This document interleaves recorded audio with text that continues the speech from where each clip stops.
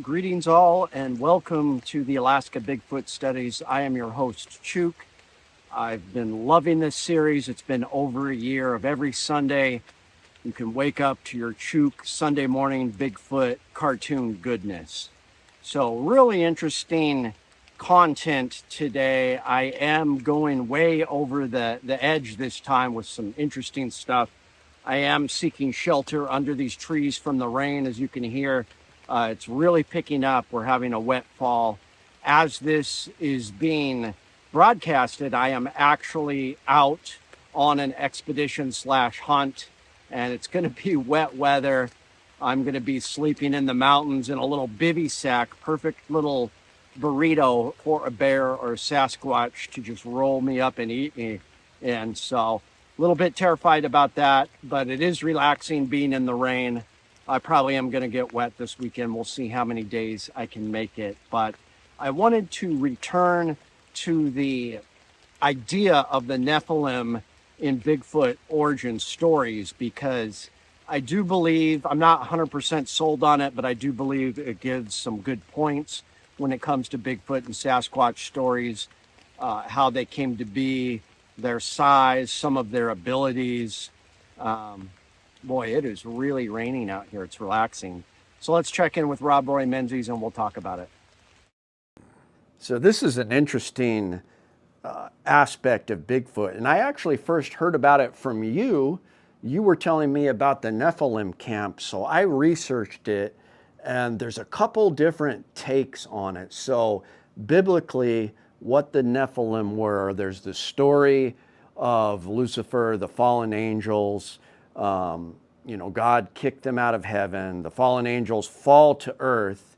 And in some of these stories, they had relations with human women, Right. and they created these monster giants called the Nephilim, Right. that were the reason the flood came, the great flood, that we find out there was a great flood from all different cultures, Right. wiped the Nephilim out. But the camp is, and the story is, some of these Nephilim survived, and that's what some of these Bigfoot are, because they're giants, but they're like these hairy beast men. And sometimes we hear that they have different abilities and powers. Right, So right. it's a really interesting take on it. It is interesting. It's on the more on the spiritual side, biblical meanings, and it is pretty incredible. I don't know what to think of that, and I think it too. The Afghanistan, the Red Giant.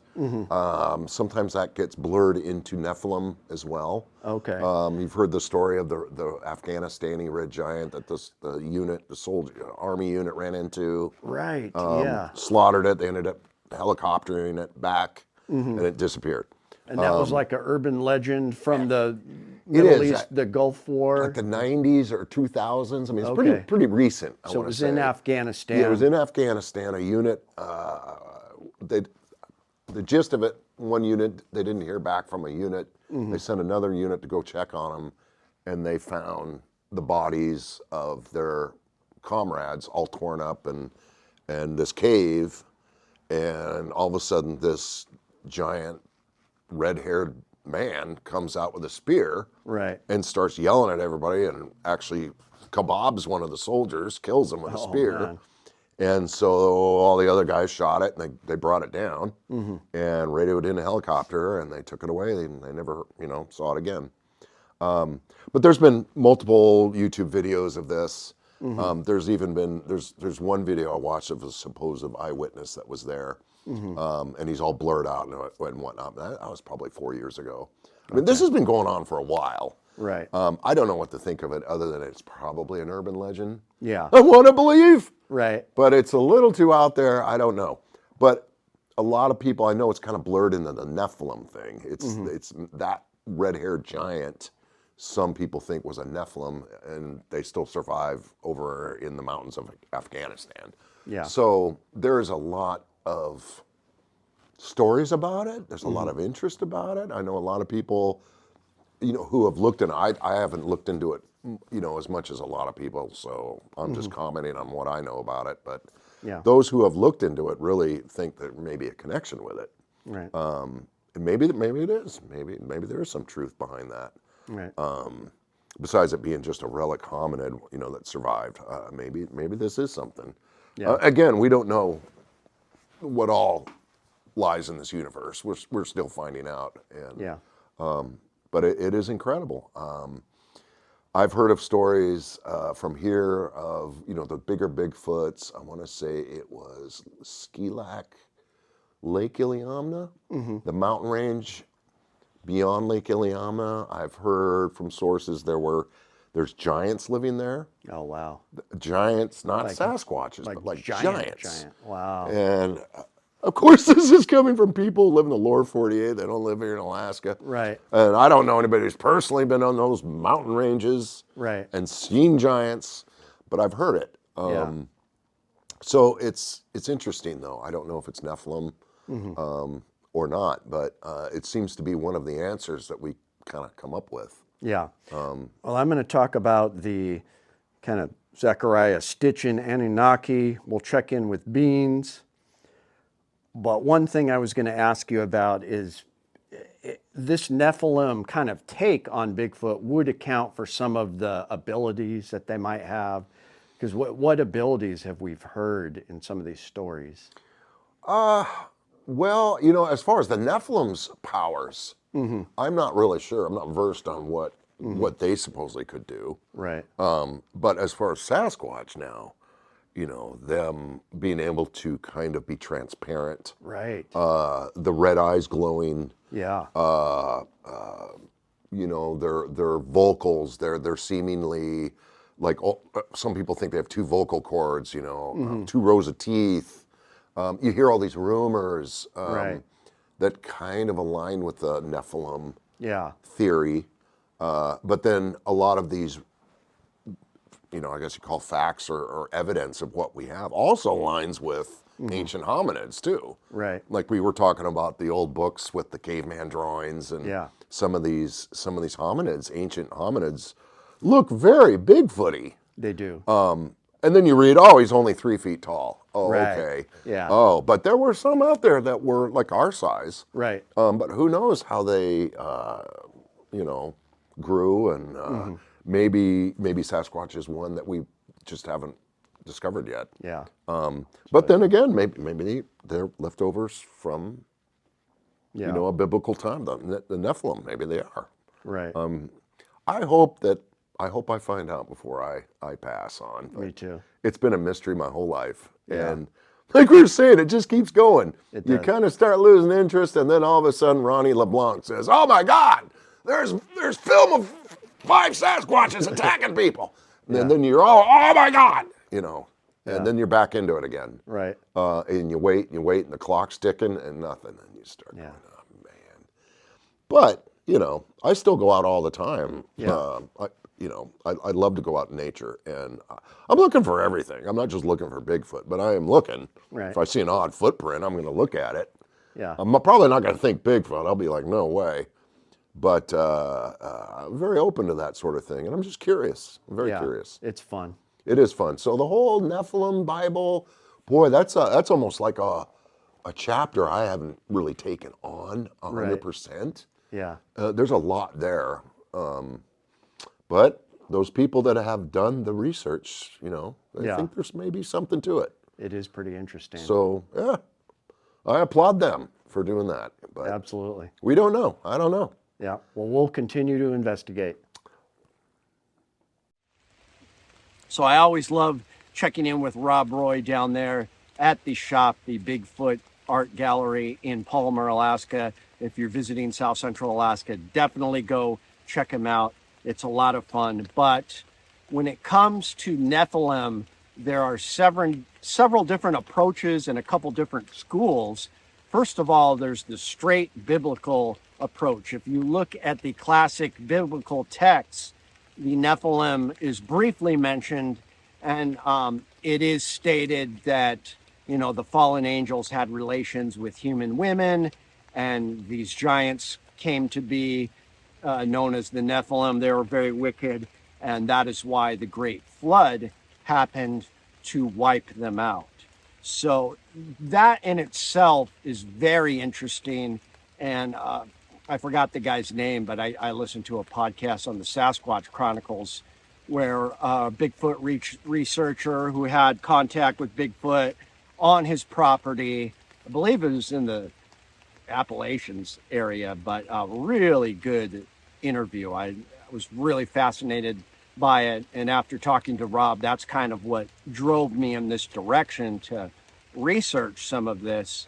But it would explain the size. Of course, giants equal Sasquatch. Sasquatch is typically, 7 foot to 12 foot tall, living in dense forested squatchy areas like this. And we do have some examples of superhuman abilities, being able to phase in and out of reality, being able to cloak themselves with a predator like, the glimmering, kind of glimmering mirror-like predator cloak, as well as being able to stun prey and when it feels threatened, stun people, as well as a possible electric charge or sound waves being used where people hear the bellowing in their chest. Now, a lot of Native American tribes will call the Bigfoot hairy man, and it is just like a big wild man covered in hair. It does make sense that maybe some of the biblical Nephilim escaped. They were able to survive the flood, and they have their huge stature, but turned into wild men and just grew this fur all over their bodies. And when it comes to the flood, it's pretty interesting. We find almost all cultures around the world have evidence of a great calamity. We have science where there's a theory that I think it was a solar flare, melted the ice caps roughly 12,000 years ago, created a huge flood. And then we have evidence of the Mediterranean flooding and a lot of Africa flooding because of something that happened there, which would coincide with this story. But I really think it's worldwide. I do believe there was a huge deluge, and it could have been a comet strike.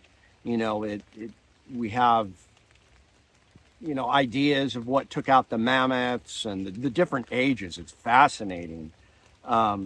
So that's the biblical side. Then we have the side of the texts that kind of coincide with the original Bible manuscripts, and we're talking the Dead Sea Scrolls and the Ethiopian texts that were found in Ethiopia. A lot of biblical scholars like these texts because, hey, this reinforces everything the Bible says because it's talking about the same thing. Really fascinating, but a lot of core, theologians will disagree with a lot of it because there's a lot of kind of woo-hoo stuff in those texts, especially if you start talking about the book of Enoch, and it is argued that that is not a core biblical text. I am not sure about that, but I do find it fascinating, especially when you get into some of the Ethiopian texts, the book of Enoch. This guy, Gary Wayne, who wrote the Genesis 6 conspiracy, I listened to a podcast where he was interviewed. It is pretty fascinating when he talks about giants, the Nephilim, the Watchers, Nephilim pre-flood, Nephilim post-flood. The difference is basically these huge creatures, but not very nice creatures that have special abilities. They're very large. But what strikes me most about that is these are like basically giant evil humans. So they're very intelligent. This isn't a half ape, like wild, Bigfoot living out there that just ooga booga. This is a very intelligent creature that has extra abilities. And that would be one reason why we cannot, find or capture one, because these things are so smart and they've got these abilities. Now, man, Gary Wayne really gets out there with his giant and Nephilim books because he talks about whole tribes of Nephilim in these ancient civilizations that the Assyrians and the Hittites knew about that may have been part of these different civilizations. And there was actually giant wars. That's what I like. I like reading about, these giants were warring and they were hated by humans, and we had these massive wars in ancient times. There's also the theories that these giants are why some of these huge megalithic structures were able to be formed with these, stones on the sarcophagus and the pyramids that were tons and tons, in weight, that these massive creatures were able to move them with ease because there'd be a whole tribe of them moving these giant stones, because we also don't know how they were quarried. We find in some areas in Egypt, there's almost a scooping tool used if it was something very big and strong. Obviously, there had to be some technology or other powers involved with laser-like precision. Stones were placed. That in itself is a really interesting just phenomenon and theory in itself. So you have the theory of the giants and Gary Wayne's theory of the Nephilim, which I find fascinating. And then on top of all this, we have the Anunnaki. Now, my first introduction to the Anunnaki, believe it or not, was talking about Planet X and Nibiru, however you pronounce that, which was in Scooby-Doo. Now, the greatest, besides the original 60s one, the greatest 70s one, whatever, the greatest Scooby-Doo cartoon was Mystery Incorporated, when we had 2 seasons of this really rich storyline of Scoob and the gang, Shaggy and everybody, and Fred and Daphne and Velma and everybody.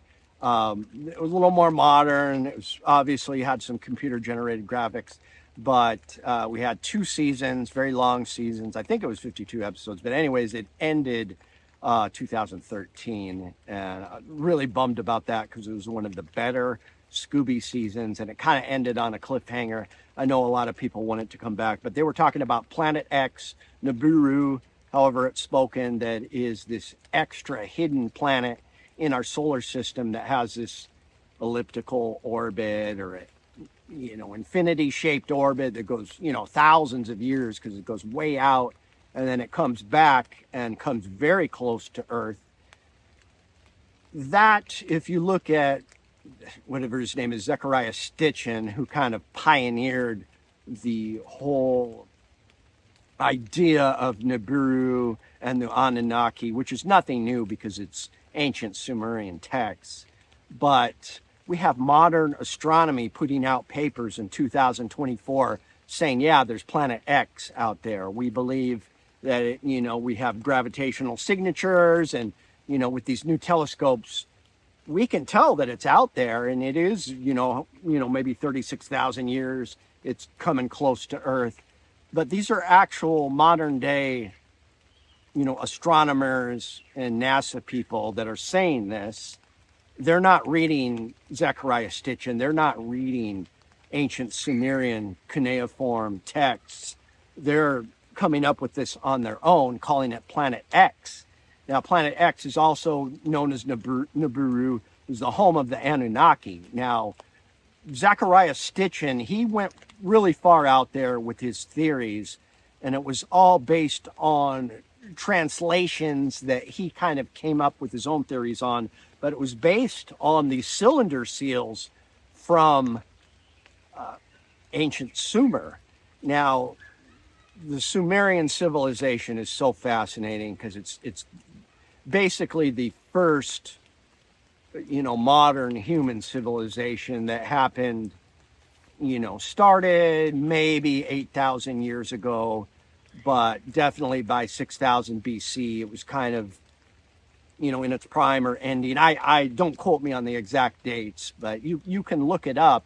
I have always loved studying Mesopotamia. They call it the cradle of modern civilization, or the Garden of Eden, in between, the 2 rivers there. One of them is the Euphrates and the other river. But we went from hunter-gatherers to suddenly people figured out agriculture overnight, made these intense canals, were able to make crops and just build these big temples and ziggurats and pyramids a little before Egypt. I mean, this was definitely before Egypt. But we have everything from our modern laws to our mathematics and astronomy. They were figuring this stuff out in very ancient times, and it happened overnight. Now, the Sumerians had the pantheon of gods they called the Anunnaki, which were giants. You can see in the pictures these big creatures, Enki and Enlil or whatever. And they were these big men. Sometimes they had wings, and they came down from the sky and they taught humans technology, taught them to farm, read and write, make metal, which is huge because then we have warfare coming out when they taught the humans how, to make bronze and, eventually other metals and smelting. Really fascinating. And Zechariah Stitchin talks about how these Anunnaki came from the planet Nibiru. They enslaved humans originally to mine gold so they could fix their atmosphere. And then, humans revolted. We have the children from the union of these Anunnaki marrying human women and, making these Nephilim. And then when the Ajiji or whatever made the Nephilim, and the Anunnaki, when they wed with women, their children were more like, these powerful warriors, which we have Gilgamesh and Hercules, and all these people were supposedly those kind of watcher type, very powerful beings. But when the Ajiji, the slave race to the Anunnaki, who were also giants, they had relations with women, it made the Nephilim. So this parallels some of the stories of the biblical and the biblical related texts when you have, the fallen angels marrying women and creating the Nephilim. So, boy, it just gets really interesting when you go back that far, because I think that modern archaeologists, modern historians should just be booted. They are so awful. They are being forced to rewrite some of it. They'll concede a little bit. They'll be like, okay, we've got these obvious ruins of megalithic structures in Turkey that we have found that are much older than 8,000 and 10,000 years. They're arguing, it's not 27 though, maybe 17,000 years. But obviously with, how we've come with radiocarbon dating and other ways we can date things, these structures were very old, tens of thousands of old, which just throws modern history, the historians and the archaeologists, everything that they have been writing for the past 60 years is trash, because we proved that, we had civilization much before, when they were saying there were just Stone Age cavemen with hunter-gatherer tools and, little flint points on their spears. No, we had people moving giant stones back then. And so to me, that shows that there could be something to the legends of giants. Now, I know that was a lot, and in further videos, we are going to kind of go into that. I think it could be related to modern Bigfoot lore. Maybe not, but it sure makes you think, and I think it could be interesting. Now, when I interviewed Rob Roy Menzies, he had known a little bit about the Nephilim theories from some podcasts, and he's a lot more read than I am. He reads Bigfoot books and watches all the shows and listens to podcasts. I love going on the expeditions with him and Beans Baxter, because I just sit back and listen to them talk shop. A lot of the stuff I can't repeat here because they're talking about people in the Bigfoot industry and what's going on, and it's just fascinating. I'm just absorbing it like a sponge. I love it. But so Rob was aware of the Nephilim theory, and then he made me aware of the Afghanistan red-haired giant that is an interesting urban legend. So I looked it up. This is an article by Bernadette Gaia Camazo. It's edited by John Kurowski, and trying to look up what website it was on.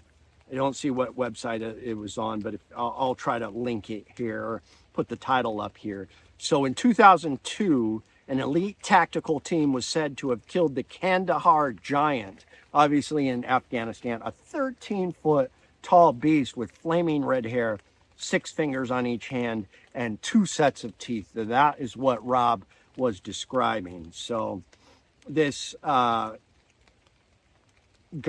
he kept his identity secret, called himself Mr. K in 2016. He talked about this wicked, brutal killer of a giant he called the Kandahar giant. So it took place during Operation Enduring Freedom in 2002. Obviously, our military was engaged with forces in the Middle East fighting the Taliban in the Kandahar province. A lot of action going on there. And so